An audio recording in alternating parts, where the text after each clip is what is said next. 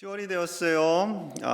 조금만 나가도 황금들판이라고 하죠. 아주 벼가 누렇게 잘 익었습니다. 그리고 파란 하늘에 감이 익어가는 모습만 봐도요, 내 감이 아닌데 왜 그렇게 이쁘고 좋은지 모르겠어요. 참 감주인은 행복하겠다. 보기만 해도 배부르겠다. 그런 생각해 봅니다. 올 한 해 농사 짓고 일터에서 수고하고 애쓰신 여러분들 정말 고생 많으셨습니다. 천만이 어려움에도 불구하고 하나님께서 은혜 주신 줄로 믿습니다. 10월은 기독교적으로도 풍성하고 의미가 있는 달이에요. 수도사이며 신학교수인 루터가 95개 조의 조항을 담은 방방문을 비텐베르그 교회 문 앞에 붙이게 됩니다. 중세 카톨릭의 잘못된 점을 이제 정리해서 95가지, 95개 조의 방방문을 기록하게 되죠. 1517년 10월 31일에 붙였어요. 그래서 10월 마지막 주일을 종교개혁 주일로 우리는 기념합니다. 종교개혁 주일 그 종교개혁이 일어난 배경을 좀 살펴보면요, 그 당시에 1000년을 가지고 있었던 중세 기독교 카톨릭이 권력과 함께 결탁을 하게 됩니다. 그러다 보니 교회가 교회의 본질을 지키기보다는 자꾸 비본질적인 것에 집착하게 돼요. 특히 종교개혁의 이 시발점이라고 할 수 있는 것은 교회의 면죄부 판매입니다. 이 무렵 교황청과 카톨릭 교회는 부패한 생활로 인해서요, 적자에 허덕이고 있었습니다. 그러는 중에 교황 레오 10세가 성 베드로 대성당을 짓기 위해서 헌금이 필요하지 않겠어요? 사진 보여주시면 저 예배당입니다. 굉장히 웅장하고 화려하죠. 실내도 너무나 화려합니다. 저것을 짓기 위해서 돈이 부족하니까 면죄부를 팔게 됩니다. 그 면죄부를 상징적으로 그린 거예요. 이제 말을 탄 사제가 와서 면죄부를 들고 있습니다. 그러면은 성도는 동전을 들고 있죠. 가운데 있는 함에 그 동전을 넣게 해요. 동전을 넣는 순간 이 함에서는 딸그당 소리가 나겠죠. 그 딸그당 소리가 나는 순간에 연옥에 있는 그 성도의 아버지, 어머니, 형제, 자매들이 천국으로 슝 가는 거예요. 참 말이 안 되는 것 같은데, 여러분, 가스라이팅을 당한 거죠. 그 사람들이. 사제가 계속 그렇다 하니까, 우리 아버지 어머니 예수님 잘 안 믿고 돌아가셨는데 이 연옥에서 고통당하고 있는 거 아니야. 내가 힘들지만 저 면죄부 사서 우리 아버지 어머니 천당 보내드려야지. 이렇게 된 거예요. 그러니 안 사겠어요? 안 사면 불효자처럼 되고, 안 사면 나쁜 사람처럼 되는 거예요. 그러니 너도 나도 다 삽니다. 그래서 지어진 예배당이 아까 그 예배당인 거죠. 여러분, 저도 아마 예배 때마다 이 면죄부가 여러분들에게 필요합니다. 예수님도 필요하겠지만 이 면죄부가 꼭 있어야 돼요. 한 장에 100만 원 사세요. 그러면 처음에는 목사님이 좀 이상한 것 같아, 미치신 것 같아 하다가 여러분 계속해서 듣다 보면 사는 게 좋을 것 같아, 이렇게 바뀔 수 있는 거죠. 그렇게 된 거예요. 이 잘못된 점을 바로잡기 위해서 종교개혁이 시작됩니다. 루터를 비롯해서 깔뱅, 츠빙글리, 에라스무스 같은 학자들이 종교개혁을 준비하게 되고 5가지의 원리, 정말 우리 기독교가 중요한 5가지의 원리를 정리해냅니다. 자, 화면을 보여주시면 우리 같이 읽어볼게요. 시작. 오직 성경, 오직 은혜, 오직 믿음, 오직 그리스도, 오직 하나님께 영광. 아멘. 단어 하나하나마다 오직이라고 붙어 있어요. 오직. 왜 굳이 오직이라는 단어를 계속해서 사용했을까요? 중세 카톨릭에도 예수님이 있었습니다. 믿음이 있었습니다. 성경이 있었습니다. 하나님도 있었어요. 하나님께 영광 올려드리기 위한다는 명목으로 저렇게 큰 예배당을 지었고요, 면죄부를 팔지 않았겠습니까? 그런데 문제는 오직이라는 단어가 들어가지 않았습니다. 오직이 아니었어요. 카톨릭 교회와 교황이 말씀보다, 믿음보다, 은혜보다, 심지어 예수님과 하나님보다 더 우위에 있었습니다. 그래서 교회가 무너지기 시작하는 거죠. 교황 까르로 5세는 보름스 회의에서 루터를 체포합니다. 그리고 명령해요. 너의 진리에 대한 모든 견해를 철회하고 나라와 교회를 평안하게 하라. 너 빨리 지금까지 주장했던 거 다 철회하고 이 교회와 나라를 평안하게 하여라. 안 그러면 어떻게 된다? 죽을 수도 있고 너는 다 명예, 권력 이런 거 다 박탈당한다. 이런 협박이 있는 거죠. 루터가 말합니다. 양심을 거스르는 것은 안전하지도 않고 옳지도 않기 때문에 나는 아무것도 철회할 수 없습니다. 달리 어찌할 길이 없습니다. 하나님 나를 도와주소서. 기도로 끝을 맺습니다. 여러분 얼마나 답답했겠어요. 말씀을 보니까 가톨릭 교회가 하는 것이 잘못된 것이라는 게 너무나 명확해요. 말씀을 읽고 묵상하는 중에 이것은 아니다라는 생각을 지울 수가 없습니다. 그래서 이 개혁을 함께 뜻 있는 형제들과 함께 하게 되죠. 이로 인해서 많은 사람들이 화형을 당하기도 하고요. 집을 잃고 모든 것을 버려야만 했습니다. 이 귀한 계절 10월에 이제 이 5가지의 원리를 하나씩 좀 살펴보려고 합니다. 우리 디모데후서 3장 15절 말씀 같이 봅니다. 시작.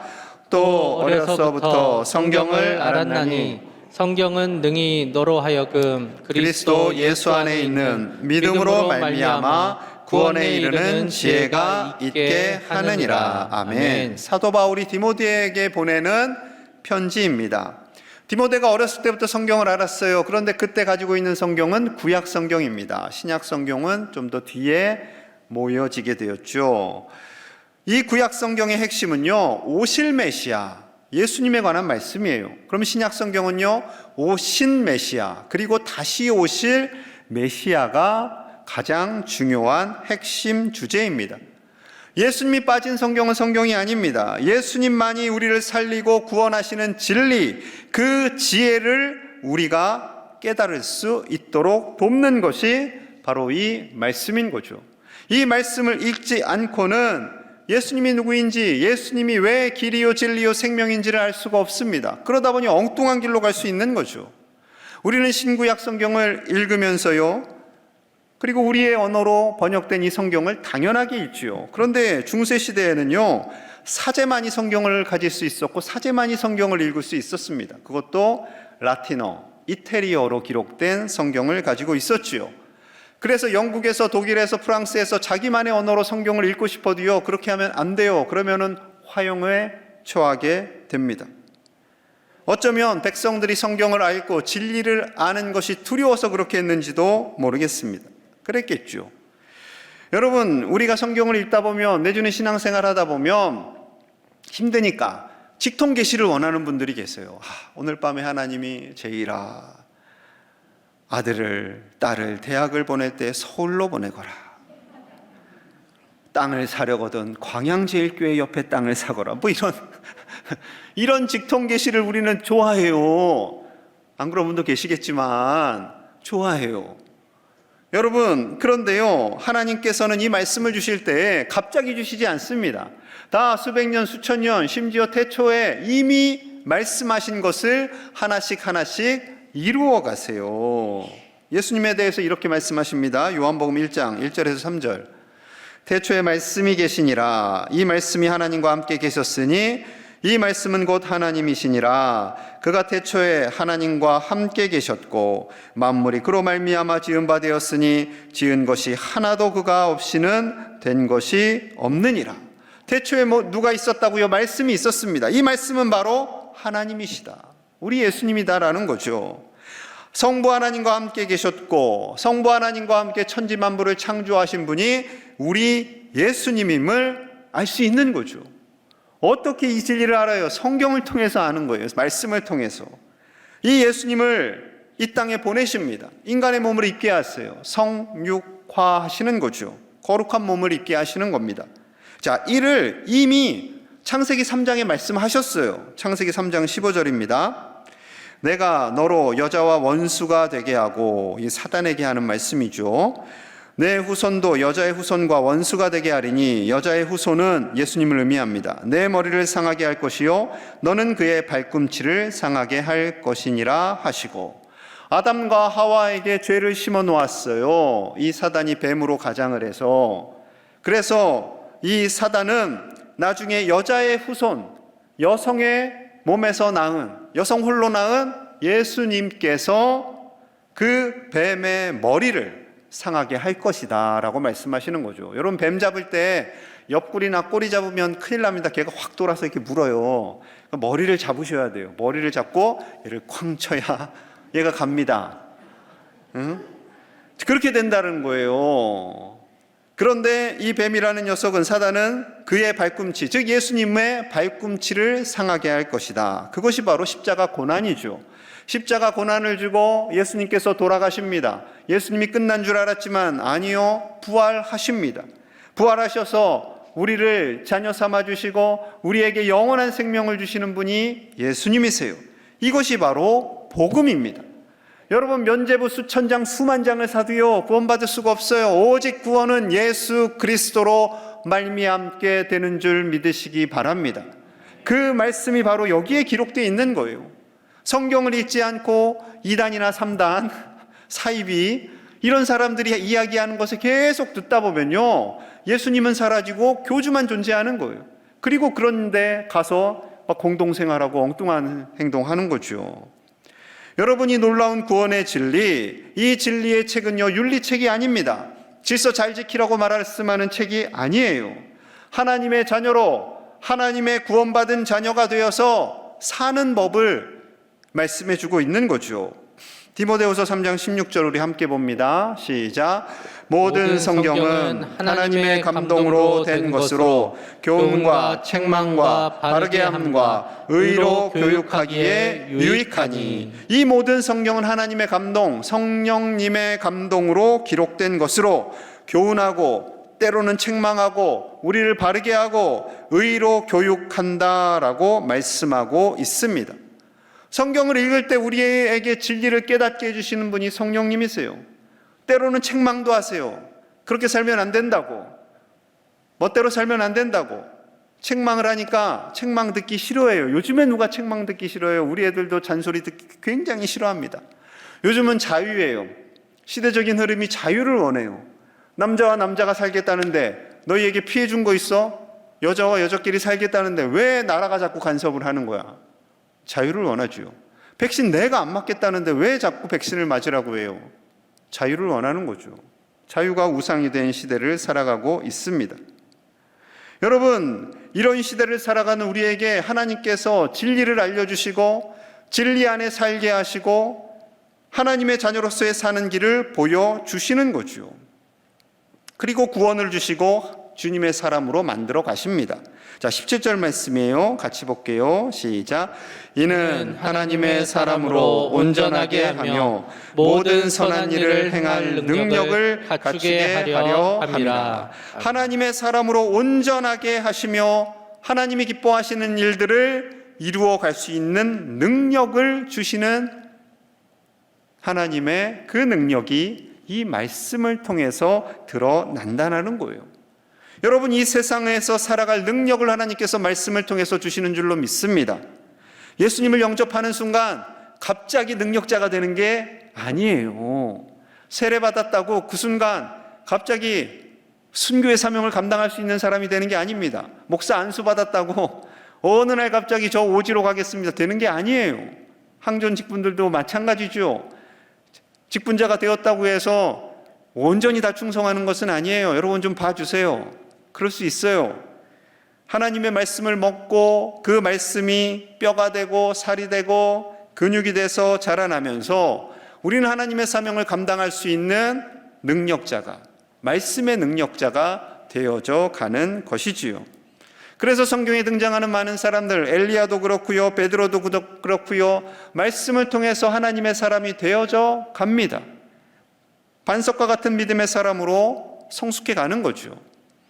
예수님을 보내실 때 아까 읽었던 말씀처럼 여자의 후손, 그 여자가 누구예요? 마리아죠. 마리아의 태중에 성령님께서 예수님을 심어 주십니다. 그냥 그랬나 보다 생각하실 수 있겠지만요, 그렇지 않아요. 여러분, 2000년 전에 처녀가 아이를 가져요. 그럼 묻지도 않고 따지지도 않고 돌에 맞아 죽습니다. 여러분, 얼마 전에 뉴스 보셨을 거예요. 히잡, 이 이슬람권에서는 여성들이 수건 같은 걸 머리에 두르잖아요. 이것을 제대로 안 썼다고 경찰에 체포되었고 이 여인이 죽었어요. 그래서 막 데모가 엄청나게 일어나고 있죠. 오늘날에도 그런데 2000년 전에 아이를 가졌다 여인이, 처녀가, 그러면 그냥 죽는 거예요. 이런 사명을 아무나 감당할 수 있겠습니까? 그 선한 능력을 갖춘 여인, 성숙한 믿음의 여인에게 주님께서 일을 이루어 가시는 거죠. 그래서 그가 이렇게 대답합니다. 누가복음 1장 38절입니다. 마리아가 이르되 주의 여종이오니 말씀대로 내게 이루어지이다 하매 천사가 떠나가니라.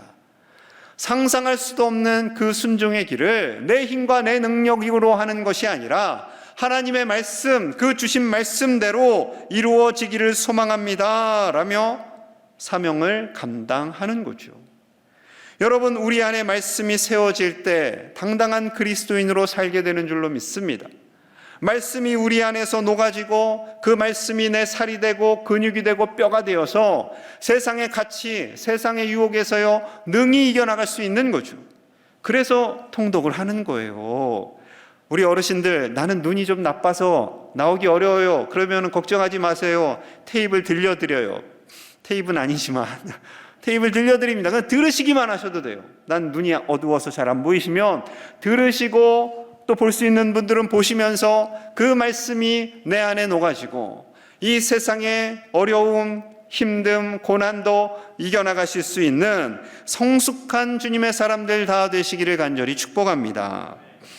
말씀을 바로 알고 건강하게 되면 사명을 감당할 수 있지만, 하나님의 말씀을 잘못 알면요 엉뚱한 행동을 합니다. 여러분, 선무당이 사람 잡는다고 하죠. 그런 일이 사사기 17장에 있었어요. 에브라임 산지에 미가라는 사람이 있습니다. 그의 어머니가 은 1100개를 잃어버렸어요. 돈을 잃어버렸으니 얼마나 속이 상하겠습니까? 큰 돈입니다. 그러니 그 도둑놈, 에휴 망해버려라 하고 막 저주하고 막 화내니까 범인이 짜잔하고 등장을 했어요. 자, 2절 봅니다. 사사기 17장 2절.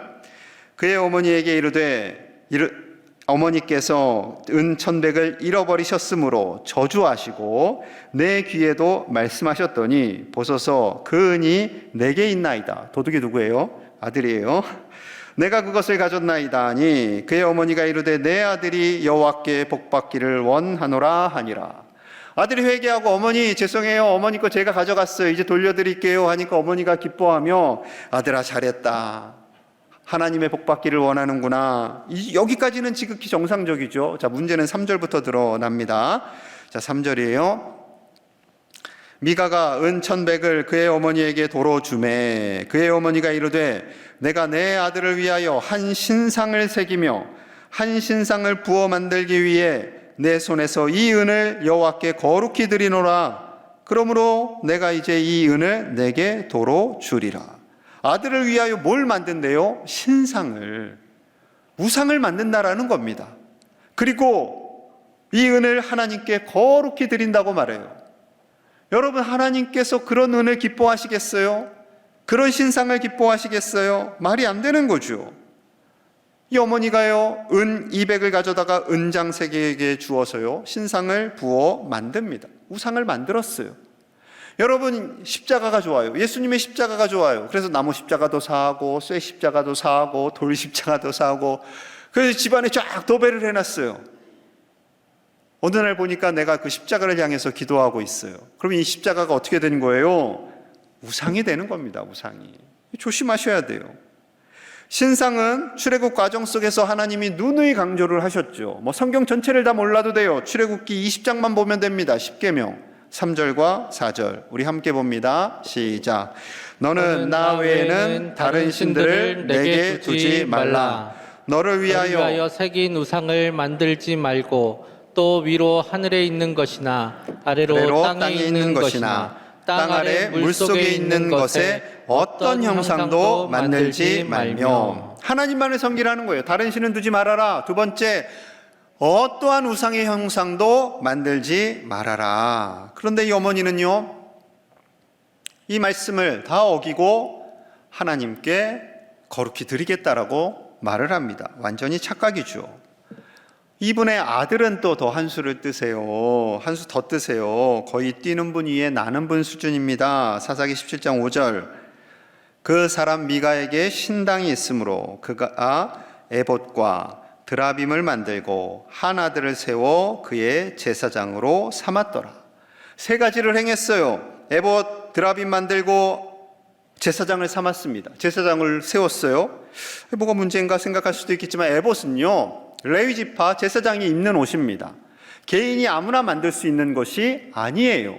그런데 이 에봇이 좋아 보였나 봐요. 이것을 통해서 자신의 믿음을 돋보이고 싶었고 뭔가 하나님이 더 복을 주실 거라 생각을 했던 거죠. 자, 더 나아가서요, 드라빔을 만드는데 드라빔은 다산과 풍요를 상징하는 신상입니다. 우상이에요. 조그맣게 만들기도 해서요, 자기 품에 놓고 다녔답니다. 무슨 부적처럼. 내지는 사람만큼 커서 집 안에 딱 집 바깥에 두고 집을 지키는 수호신처럼 그렇게 둔 그 신상을 만들었고, 세 번째, 더 큰 일을 하죠. 한 아들을 자기의 개인 제사장으로 삼습니다. 이 아들은요, 레위 사람이에요. 베들레헴에서 나와서 방황하는 레위인인데 이 미가를 만나서요, 내가 너에게 월급을 줄게, 그러니 너는 내 제사장이 되어 다오, 이렇게 말하게 됩니다. 서로 거래해요. 그리고 그 집 제사장이 돼요. 자, 그리고 뿌듯하게 말합니다. 창세기 17장 13절이에요. 이에 미가가 이르되 레위인이 내 제사장이 되었으니 이제 여호와께서 내게 복 주실 줄을 아노라 하니라. 레위인이 내 제사장이 되었어요. 내 제사장. 자기가 고용하고 자기가 마음대로 부리는 제사장이 되었어요. 오늘 이런 식으로 생각할 수 있겠죠. 한 집에 돈이 많아요. 넉넉해요. 믿음도 있는 것 같아요. 그러더니 갑자기 목사님, 우리 집에 오셔서 나의 목사님이 되어주세요. 이렇게 되는 거예요. 우리 집의 목사님이 되어주세요. 그래서 당신은 나를 위해 예배하고 나를 위해 기도하고 나를 위해서 일해야 됩니다. 일 잘못하면 잘립니다. 이렇게 된 거예요. 여러분, 서울에 이런 교회가 진짜 있다는 거예요. 장로님들이 목사님의 목을 꽉 잡고 있어요. 그래서 우리가 데려왔으니까 목사님은 우리가 시키는 대로 해야 되고 목사님의 말을 잘 들어야 월급도 올려주고 차도 사줍니다. 싫어합니다. 그리고 또 서울에 있는 어느 목사님, 교회를 아들에게 세습시켜줬어요. 그리고 이것은 하나님의 뜻이라고 설교해요. 그럼 다 망해가는 겁니다. 한국교회가. 중세시대로 되는 거예요. 여러분, 이런 엄청난 죄를 짓고서도 하나님이 자신에게 복을 주실 거라고 확신하고 있어요. 확신. 이 미가는 착각이죠. 엄청난 착각입니다. 레위 지파에 대해서 하나님 말씀하셨어요. 민수기 3장 12절입니다. 우리 함께 볼게요. 시작. 보라, 내가 이스라엘 자손 중에서 레위인을 택하여 이스라엘 자손 중에 태를 열어 태어난 모든 마지를 대신하게 하였은즉 레위인은 내 것이라. 레위인은 누구 것이라고요? 하나님 거, 하나님 거. 하나님께서 하나님을 위해 세운 사람들입니다. 원래는 각 집의 첫째 아들들을 다 모아서 레위 지파 같은 사람들을 만들기를 원하셨지만 그것이 현실적으로 어려우니까 하나님께서 그 대신에 레위 지파를 만들었고 레위인은 내 것이다 라고 말씀하시는 거죠. 만약에 이 미가가 출애굽기 20장의 말씀과 민수기 3장의 말씀을 정확하게 알았더라면 이런 행동들을 안 했겠지요. 말씀을 잘 모르니까요, 하나님을 위한다 생각하고 자기를 위해서 이런 일들을 당당하게 하는 것입니다. 딱 중세시대의 기독교 모습이었어요. 하나님께서 그렇게 화려한 성전, 화려한 예배당을 원하실까요? 천만에요. 그리고 그 예배당 지을 돈이 부족하니까 하나님 면죄부 팔아서 조달해서 지을게요. 천만에요. 하나님이 절대 원하시는 것이 아니었습니다. 중세 기독교는 타락할 대로 타락한 상황이었던 것이지요. 만약에 교황과 사제들이 하나님의 말씀을 바로 알았더라면 절대 이런 일이 일어나지 않았겠지요. 하지만 하나님의 말씀을 바로 알지 않았기 때문에 이런 잘못을 범하고 맙니다. 고린도후서 2장 17절에서 주님 이렇게 말씀하세요. 우리 함께 봅니다. 시작. 우리는 수많은 사람들처럼 하나님의 말씀을 혼잡하게 하지 아니하고 곧 순전함으로 하나님께 받은 것 같이 하나님 앞에서와 그리스도 안에서 말하노라. 아멘. 바울 당시에도, 바울이 썼어요. 고린도 교회 보내는 편지입니다. 바울 당시에도 많은 사람들이 하나님의 말씀을 혼잡하게 했어요. 자기들 생각대로 왜곡시켰어요. 자기들 생각대로 하면서 하나님이 기뻐하시겠지 착각했어요. 그런데 이러한 시대 속에서 하나님의 말씀을 혼잡하지 않게 하는 것이 너무나 중요하기에 이 고백을 하고 있는 거죠. 우리는 하나님의 말씀을 순전함으로, 순수함과 온전함을 가지고 받아야 합니다. 우리는 오직 하나님과 그리스도 안에서 진리의 말씀을 받고 그 말씀대로 말하고 행해야 합니다 라는 고백인 것이지요. 여러분, 오늘 같은 시대, 오늘날 시대 말씀 보기가 참 쉽지 않습니다. 들고 다니기도 무거워요. 그래서 스마트폰에 앱을 넣기도 하지요. 여러분, 말씀을 읽기 어려운 시대이지만 하나님의 말씀을 아셔야 돼요. 그 말씀을 읽으셔야 돼요. 힘들면 하루에 한 절이라도 읽으셔야 돼요. 그 말씀이 우리를 강건하게 하고 잘못된 길로 가지 않도록 우리를 붙잡는 하나님의 진리, 하나님 그 자체가 되십니다. 하나님은 우리에게 말씀하세요. 우리를 살리는 말씀, 우리가 이 땅에서 살아가는 하나님의 진리의 말씀을 따라 살게 하시고 어떠한 사명 가운데도 당당하게 믿음의 승리자로 살게 하십니다. 그 진리의 말씀을 읽고 묵상하고 드시고 그 말씀이 우리 안에서 살아 역사하는 하나님의 사람들로 사시기를 간절히 축복합니다.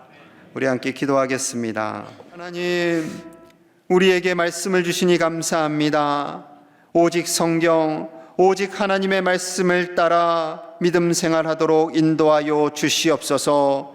하나님의 말씀이 그 영의 양식이 우리의 안에 심어져서 우리의 뼈가 강건해지고 근육이 강건해지고 우리의 살이 풍성하여 그 주님의 말씀을 따라 살며 하나님께서 기뻐하시는 사명자로 살기에 부족함이 없는 제1의 가족들이 다 되도록 축복하여 주시옵소서.